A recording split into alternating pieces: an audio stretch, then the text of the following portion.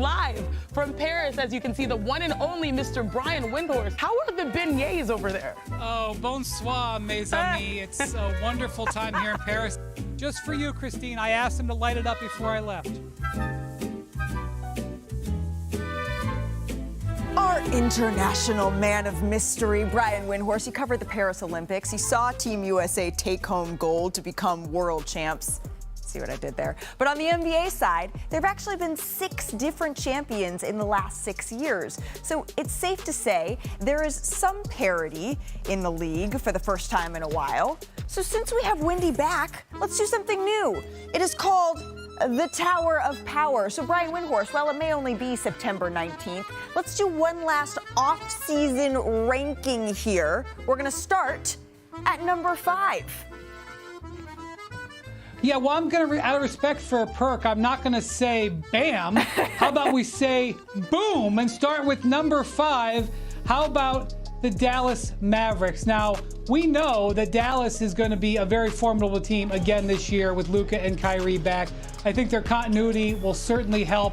I think that run that they made last year in the playoffs really showed how good they can be. Plus, we may see even a more developed Derek Lively, who's been shooting 3-pointers in the offseason. If he adds that, that's a whole nother dimension. And I didn't even mention Klay Thompson. In 4th, boom! How about the Wolves of Minnesota? Because they won a ton of games last year, and I know that they beat the Mavericks, or they got beat by the Mavericks in the playoffs. This team is still one of the best defensive teams in the league. They have Ant Edwards, who I think could become an MVP candidate this year. They are going to be very formidable because they didn't cut any payroll. There was some concern about whether or not they were going to be able to do that, and they brought their top teams back. This one could be controversial, Malika. Boom with the Denver Nuggets. I know we just spent a whole segment earlier talking about why the Nuggets may backslide. And I don't think that the Nuggets will have the 3rd best record during the regular season. But if Nikola Jokic and Jamal Murray are right, beating them best of 7 is going to be very, very hard. I know that they went down last year, but I honestly believe they were not that far off from repeating. All right, number 2, a fast rising team. Boom! That would be the Thunder from Oklahoma City. This is a team that of all these teams in the top 5 has added to their roster this offseason by adding Isaiah Hartenstein and that stunning trade early in the offseason, bringing in Alex Caruso. And I think you're going to see Shai Gilgeous-Alexander only continue to dominate. Number 2 in the MVP standings. Great chance to be number 1 this year. But our number 1 in the Tower of Power, you know where I'm going. Boom! How about the defending champions? It flies in the face of your list there, Malika, that we may not have a repeat champion. Guess what? This is the best chance we've seen to repeat in years. Now, Kristaps Porzingis is going to miss the early part of the season recovering from that ankle surgery, but this team is deep. They are young. They are equipped to compete. Absolutely, the East is going to be harder for them to dominate this year, but there's no reason why they shouldn't sniff 60 wins again if they stay healthy. I'm just looking at this, Festus. Windy only has 1 Eastern Conference team in his top 5. Did he get this right? I was thinking about this, and Windy, you did a great job. All 5 I love. Special consideration to the Indiana Pacers. I don't really like where the Dallas Mavericks are on that chart, but too high or I too think low? They're too low. Okay. But I think all 5 of these teams are going to be a problem this season. Obviously, the Boston Celtics are number 1 defensive champions. Defense, offense, they're the best in the NBA, and every other team is aspiring to be that.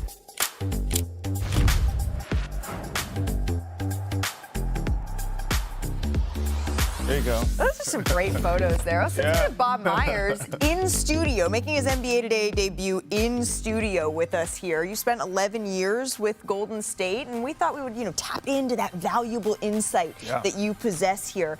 Get a little perspective that only a general manager can have. So since you were embedded in the Western Conference, let's start right there, shall we? We're going to head to Phoenix, Bob, because they were swept by the Wolves in the first round. Their big addition this summer has been Tyus Jones. How would you grade Phoenix's offseason so far? Well, their big addition was Budenholzer, in my estimation, because he's going to get them organized. This was a team that really struggled in the 4th quarter, fell apart in many situations. Tyus Jones does help because he will slow them down and hopefully manage that offense. But Budenholzer plays a certain way, and his job is to get these guys, Beal, Booker, and Durant, to get on the same page defensively, offensively, and execution-wise. Because you saw this team in the 4th quarter unravel so many times. They are as talented as any team in the NBA. And Budenholzer has traditionally done very well with talented teams. Yeah. So year 2 of this roster, this group, with the addition of Mike Budenholzer. Festus, what's the ceiling for this team? Well, I think when you have Kevin Durant and Devin Booker on the same team, you think championship. That's the reason why you bring these superstars together. And I will look from the player's perspective. Kevin Durant, Devin Booker playing on the Olympic team this summer.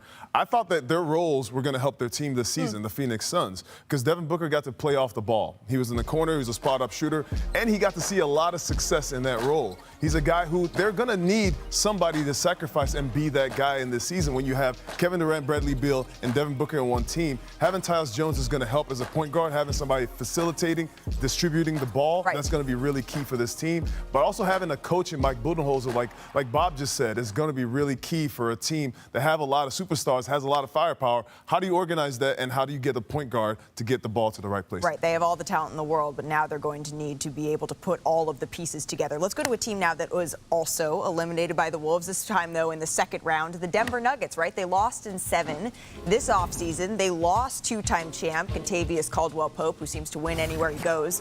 And they're doubling down on their young core. So, Bob, do you think that they did enough to stay in that upper echelon? Do I get to be the GM of these teams? Is that what I get to? Do I actually get to be the? Yes, okay. You are So if I was Denver's general manager, I would be so happy that I have what I think is the best player in the NBA. I don't know if that's a controversial thing, but Jokic to me right now is. I would feel tremendous pressure and responsibility, because that may last 1 more year, it may last 2. You never know with injuries. I think Jokic does have more than that in him, but I would feel like we cannot waste this moment in time. Now, I don't think they are per se, but last year, the bench, not just me saying it, was a concern across the board. Everybody said, does Denver have a good enough bench? We saw them get exhausted in the playoffs. The problem, though, is you've got Murray on a max. You've got Jokic on a max. You've got Porter Jr. on a max. Where's the money supposed to come from for a bench?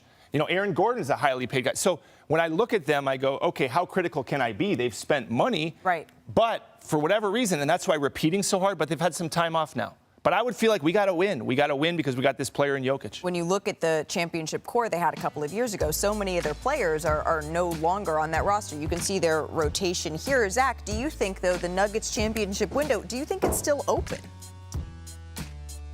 It's still open as long as Nikola Jokic is on the team and healthy, and Jamal Murray is on the team and healthy. But look, this team blew a gigantic lead at home in Game 7 of the second round in a season where a repeat was there for them. They could reach out and touch it. They could have beaten any other team in the NBA in a 7-game series, maybe even Boston.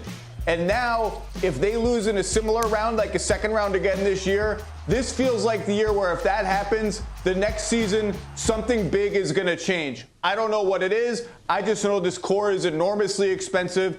Aaron Gordon is going to soon be up for a big extension that will give him a bigger salary number. The bench is young and untested. There are more questions than there really should be about a team that was the no-brainer favorite to win the West last season and fell 2 rounds short of where they wanted to get. If they don't get where they need to get this season, I think something there is going to change. And I mentioned Milwaukee is the pressure team in the East. Denver is the pressure team in the West. Interesting, Brian. Pressure team in the West.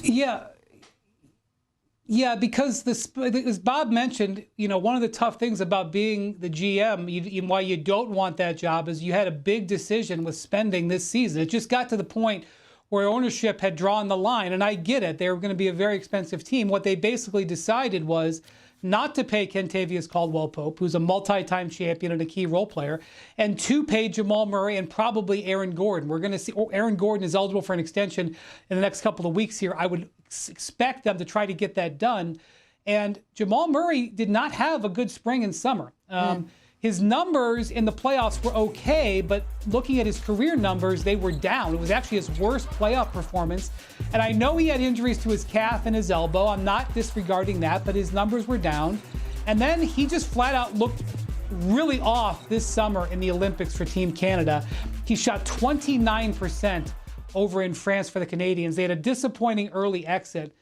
And look, that was just 4 games. I'm not judging it on that, but he comes back and gets a $200 million extension with Kentavious Caldwell-Pope over in Orlando. So they have reached the sort of the maturation point of a champion. We have seen I believe, 6 or 7 consecutive years where we have not seen a repeat champion. And there's one of the reasons is because paying everybody and deciding who you're going to pay is difficult.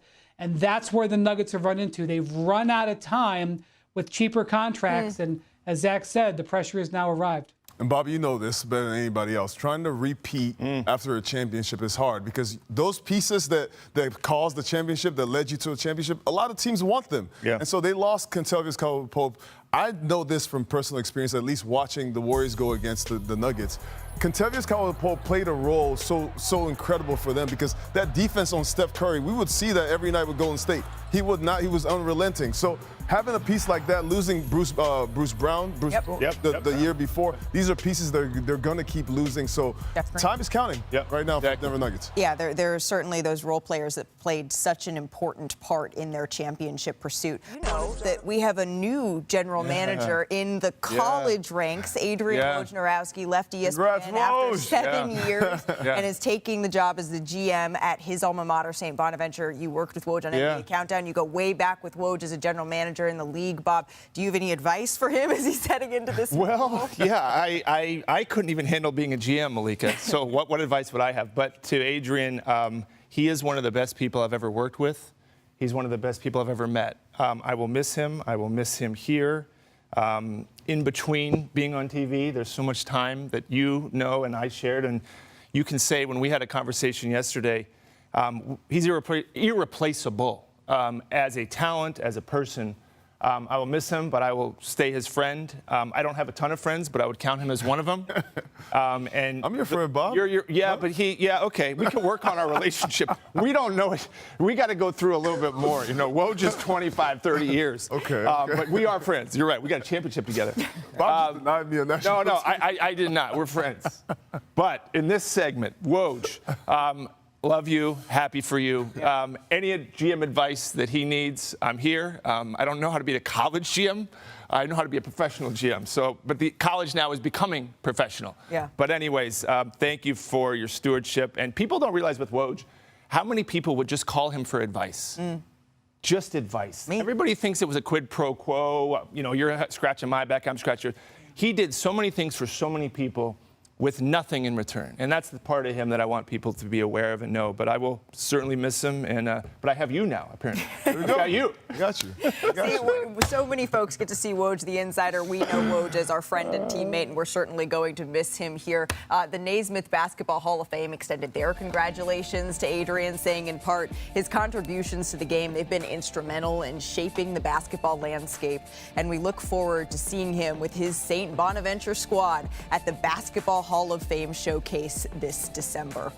Breaking news into First Take this morning. ESPN senior NBA insider Adrian Wojnarowski has agreed to become the general manager of the men's basketball program at St. Bonaventure. He told ESPN Woj is a St. Bonaventure graduate and has a strong relationship with the program. Woj released a statement that read in part, "After all these years of reporting on everyone's team, I'm heading back to my own." Stephen A., obviously Woj, a friend of all of ours. This is absolutely shocking. I can't think more highly of any colleague here at ESPN. And all I can say before I kick it to you is obviously we know he had a big-time contract here at ESPN. He's the best of the best, and I know it's a daunting job here to be an insider. I hope this is a happiness move for him. So do I. I've gotten to know Woj over the last couple of years working on NBA Countdown. He's the best in the business. He's the best in the business. Make no mistake about it. Nobody's more well-connected. Nobody's more respected. And to be around him and to just to be able to touch on a wealth of knowledge that he's had in all of his years covering the league, the contacts that he has, the inside information that he's had. He's led this place for quite a long time. As you well know, there are many, many occasions where we won't even go on the air and report something unless we hear from Woj first. He's meant that much to this place. He's a part of this institution, somebody that, you know, just speaking on behalf of the whole NBA Countdown team and all of us who have worked with him over the last few years, he's the best in the business. He's absolutely exceptional, a high-end professional. He has my profound respect, and I just hope that this is a very, very happy move, and I anticipate that it is because we certainly didn't ask him to leave. I can assure you of that.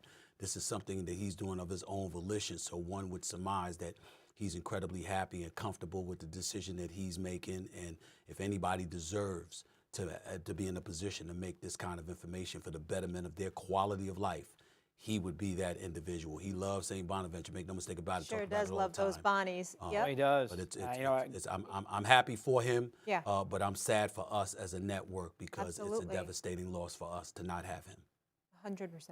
Yeah, big loss. And obviously he loves the college basketball. He loves the Hurleys, wrote the great book on Bobby Sr. Yeah. He knows the Connecticut program basketball-wise like you wouldn't believe. Hurley And, you know, St. Bonnie, that St. Bonnie's crew, Mike Vaccaro, the New York Post is another one. There is Bob Lanier. Yep. There is a lot of loyalty to St. Bonnie's. Little old Olean, New York, middle of nowhere. They love St. Bonaventure. They should have had the 1 year they had the great year in Ford, and Lanier got hurt.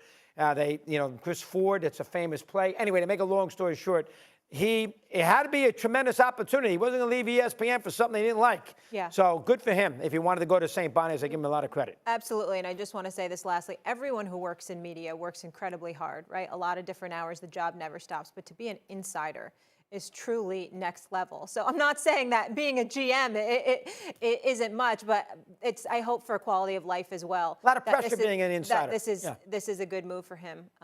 We wish him all the best. He's a friend and much respect.